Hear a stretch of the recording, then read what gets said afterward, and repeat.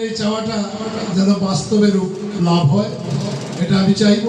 আর আগে তো বলেই দিয়েছি আপনাদের, যেটি আপনারা একটু বাস্তবভাবে একটা আওয়াজ তুলুন। ময়মনসিংহ গীতিকা যদি আমাদের আদি ল্যাঙ্গুয়েজ হয় তাহলে বাংলাদেশের ছাত্ররা এগুলো জানে না কেন? আপনাদের বাড়িতে ছেলে নাতি যারা আছে জিজ্ঞেস করে ময়মনসিংহ গীতিকা কি, তারা বলবে এটা ঘোড়ার ডিম, আমরা জানি না।